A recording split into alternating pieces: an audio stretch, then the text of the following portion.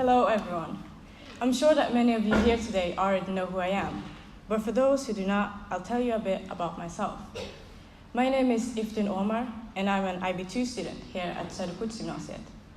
Although I might not be the most outgoing person, I still consider myself to be an extrovert. Some of my hobbies at the moment are listening to music and watching Modern Family and Atypical on Netflix. I tend to overthink and stress more about things that are further away in the future rather than stressing about what's happening here and right now, like this event, for example. But enough about me. Instead, let's talk about you. Let's talk about something that I think you all are. You're unique. Now, what I mean by this is that everyone is unique, but in their own ways. We all have different experiences, beliefs, intuition, goals, personalities, intelligence, and of course, genetics. All of these factors contribute to our uniqueness. Being unique can be both good and bad. Oftentimes, uniqueness is viewed as something negative. One of the reasons is because usually people associate being unique with being weird. Also, being unique can mean that you are different and thus you stand out from the crowd. And standing outside a crowd can be negative, as that means that you are too far outside of an expected norm, which we humans tend to usually avoid being. I look at uniqueness as something positive. If it didn't exist, then the world would be a very boring place. Being different provokes inventiveness and individual thinking. Think about Albert Einstein, for example. Do you really believe that he would have accomplished so much if he would have been forced to be just like his peers? I can tell you right now that he probably wouldn't have. But for people to understand that being unique is not something bad or weird, I think that we should start to change how we think. We need to become more willing to accept and embrace change. We should stop judging, and we definitely need to become more curious and open to try new things. We should learn how to turn our problems into opportunities, be more open to people's opinions, as well as respecting other people's differences. All of these things mentioned can be compressed into one single characteristic, which leads us into my main aspect: open-mindedness. Being open-minded means that an individual removes his or her personal biases and prejudices from any situation and immerses themselves in another experience. A person who is open-minded is willing to accept or consider new and different ideas, as well as being flexible and adaptive to new experiences.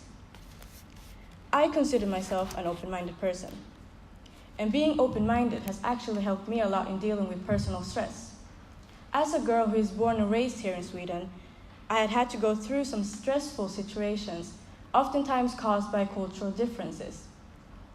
Being open-minded has not only helped me deal with these situations, it has also helped me grow as a person in various ways. And today I thought that I'll share just a couple with you. I'll present to you 5 different ways that being open-minded can benefit you. So the first one is letting go of control. What is meant by this is that when you open your mind, you free yourself from having to be in complete control of your thoughts. I have heard from some friends that I appear to be very laid back, chill, and sometimes even careless. What they don't know is that I used to be a complete control freak not too long ago. Everything had to be perfect. Not just me, but everything around me had to be in control.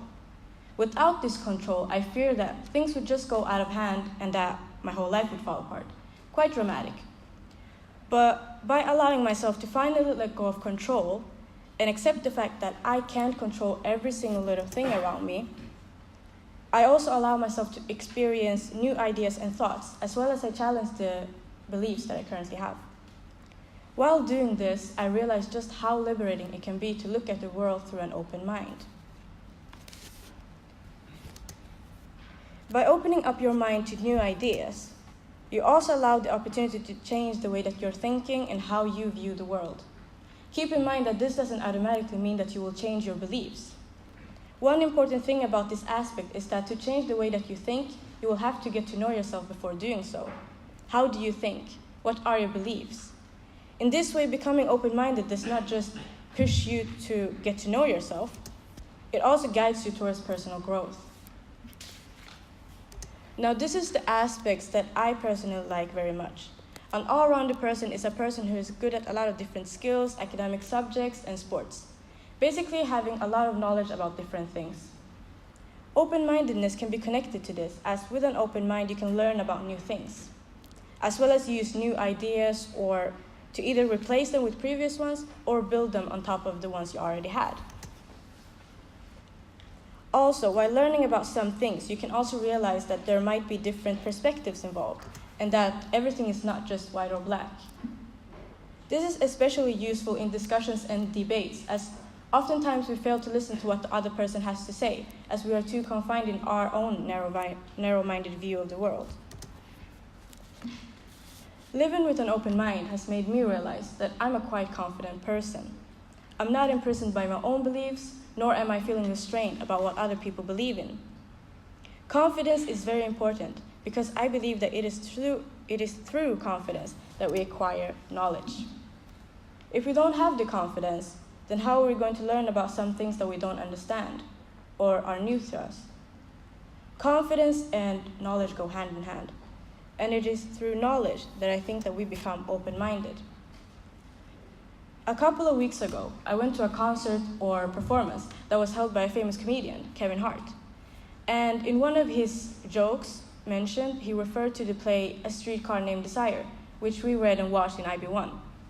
And because I could understand that he was referring to this play, I thought that it was funny, so I laughed. But my sister, on the other hand, could not understand what was so funny. This somehow made me feel confident, motivating me to learn even more. Knowing everything about everything is impossible. I have, for example, been in various discussions about some things that I did not know much about in that moment.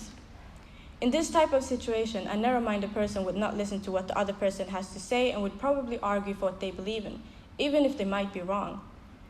On the other hand, an open-minded person would do the complete opposite, as chances are that you might learn something new. There is a certain honesty that comes along with an open mind, because being open-minded means that you're admitting that you aren't all-knowing, which no one is. By understanding this, as long as you live with an open mind, you are really creating an underlying sense of honesty within your character. Open-mindedness is something that is taught to us, rather than something we are born with. There are, of course, plenty of factors involved in how we view the world, but one important one is through experiences. Oftentimes, we have our own personal judgments about things or people. These biases or discriminations may come from things that we have read or even from our surroundings. However, I believe that through experiences, we can change these prejudices that we have about certain things. So last year in December, I met this disabled man in a wheelchair in the mall here in Kristianstad. It is actually this experience that motivated me to write this speech. I had just hung out with some friends in the library and I decided to walk through the mall, which was quite crowded on that day, I might add. As I was walking, I saw this man sitting in his wheelchair, and as soon as we got eye contact, he suddenly stopped me. "You," he said. "Yes," I responded, standing in front of him. "Do you know what you are?" he then asked me, and I responded no, while waiting for what he would say next. And what the man said next was, "You're unique." I think that you can now understand why I chose this as my title, because it is basically the center of my whole speech, and this sentence inspired me to talk about uniqueness and open-mindedness. Anyways, back to my story. It was a very random yet sweet situation that I had somehow gotten into. I mean, why me? The mall was pretty packed that day, and you know what makes this even more special? I had actually already met this man 2 months before this, in the exact same place. And I had already gone through the exact same thing where he would stop me, ask me the question, and tell me that I'm unique. So it kind of felt like a déjà vu experience when it happened the second time. And at the same time, I thought that it must be fate, because why did he choose to talk to me out of the other people passing by? The difference between these two happenings is that the first time I was with a friend, so I quickly thanked him and left. The second time, however, I was alone. This enabled a conversation to spark up between us. We ended up having a quite lengthy conversation, which was very interesting and left an impression on me. He told me a bit about himself, like for instance that his name is Magnus Dillén, and the last name might be slightly wrong due to my poor memory, but it should be somewhere similar. He also told me that he suffers from epileptic seizures and that it was through a motorbike accident when he was around 16 that caused him to become disabled. Quite sad. Then he suddenly went over to discuss about many events such as global warming, humanitarian crises around the world, immigration, integration, social media, and some politics. Although he had a very special way of communicating and I did not understand everything, I still listened intently because he had a lot of great points. I especially remember him saying that we people need to stop having a us and them mentality, because the only thing it does is create harm. Also, he was very critical about the global warming situation, as he thought that it was unfair and illogical that some countries try really hard to reduce their emissions while others do not even blink an eye. Throughout our conversation, I realized what an amazing person this man is. Although he is suffering from his disabilities, he still keeps updated with what's going on in the world, and he sure does have a lot to say about it. His personality seemed to be very bright and somehow childlike. He would often giggle and sometimes lose track of what he was talking about. To me, he was a very likable person. I should also tell you that he couldn't remember me, which I know since I explained to him that we had already met, and he said he didn't recognize me. So it was totally random that we had met again, just like that. And in the end, I did ask him, "Why did you choose to talk to me?" He then explained to me that it was because people like me that come from a different culture, are Muslim, are portrayed by the media in a very negative way. He especially said, especially at the time, there was almost an obsession of mainstream media to portray Muslims as violent, extremists, or terrorists. But to him, I didn't look dangerous at all. On the other hand, he did tell me that I did stand out and that I will always stand out as long as I live in the West because of the way I look. But rather than standing out in a weird or negative way, he said that I looked unique, unlike everyone else, and that's why he chose to speak to me. After this experience, I definitely became even more open-minded. I didn't really think much about it at that time, but the first time that Magnus had stopped to talk to me, I actually got very nervous for a second. I mean, it was a weird situation, asking me, "Do you know what you are?" What were the chances of him answering, "You're a terrorist"?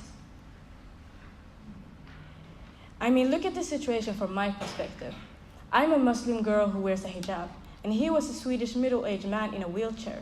And of course, there are stereotypes about people in wheelchairs and disabled people, such as that they are filled with rage and anger at their own loss, so that they take it out on others.